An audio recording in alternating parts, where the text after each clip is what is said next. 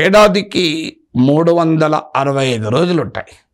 కానీ 4 ఏళ్లకోసారి leap year వస్తుంది. Leap ఇయర్లో మాత్రం 366 రోజులు ఉంటుంది. ఒకరోజు అడిషనల్గా ఉంటుంది. ఆ ఒక్కరోజు ఫిబ్రవరి మాసంలో కలుపుతాం మనం.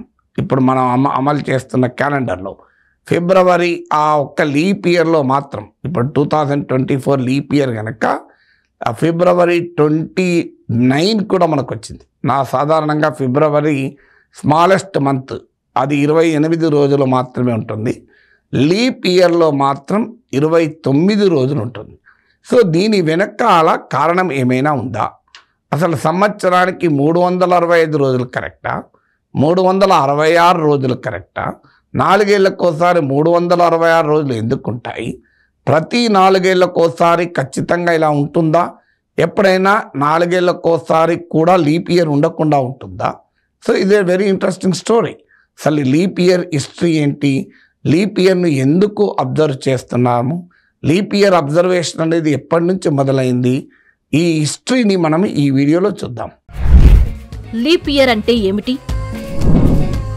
సాధారణ సంవత్సరంలో 365 రోజులుండగా లీప్ ఇయర్లో 366 రోజులుంటాయి. సంవత్సరంలో అతి చిన్న నెల అయిన ఫిబ్రవరికి అదనపు రోజును ఫిబ్రవరి 29గా కలుపుతారు.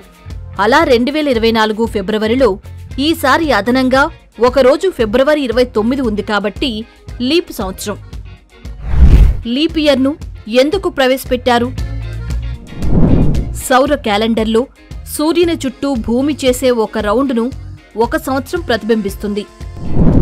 భూమి సూర్యుని చుట్టూ తిరగడానికి 365 రోజుల 5 గంటల 48 నిమిషాల 46 సెకండ్లు పడుతుంది. కానీ ఒక సాధారణ సంవత్సరపు పొడవు 365 రోజులుగా లెక్కిస్తారు. అయితే 5 గంటల 48 నిమిషాల 46 సెకండ్ల అదనపు సమయాన్ని లెక్కించడానికి సంవత్సరానికి 6 గంటల చొప్పున ప్రతి 4వ సంవత్సరానికి 24 గంటలు, ఒక పూర్తి రోజు జోడించబడతాయి. ఇలా చేయకపోతే పంట చక్రాలు మరియు ఋతువులు క్రమంగా సంవత్సరంలో వివిధ సమయాల్లో సంభవించడం ప్రారంభిస్తాయి. ఇది గందరగోళానికి దారితీస్తుంది. లీప్ ఇయర్ ఎప్పుడు ప్రవేశపెట్టబడింది? క్రీస్తు పూర్వం 46లో జూలియస్ సీజర్ చేత నియమించబడిన పండితులచే లీప్ ఇయర్ పరిచయం చేయబడింది.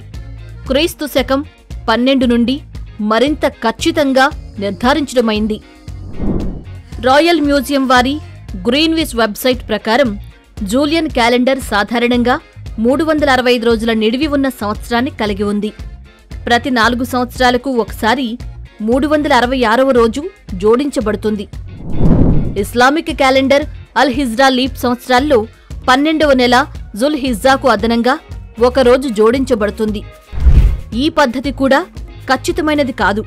అదనపు సమయాన్ని 6 గంటలుగా లెక్కించడం వల్ల ఇది క్యాలెండర్ సంవత్సరాన్ని సౌర సంవత్సరం కంటే కొంచెం ఎక్కువ చేస్తుంది.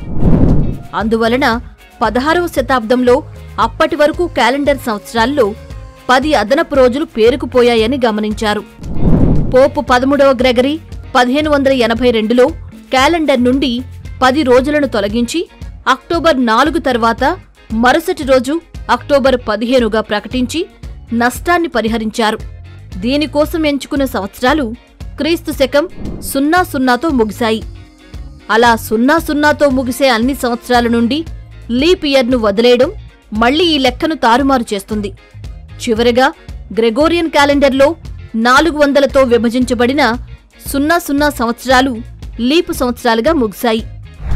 అందువలన 1900 లీప్ సంవత్సరం కాదు, కానీ 2000 లీప్ సంవత్సరం. ఇది లీప్ సంవత్సరం యొక్క సమాచారం.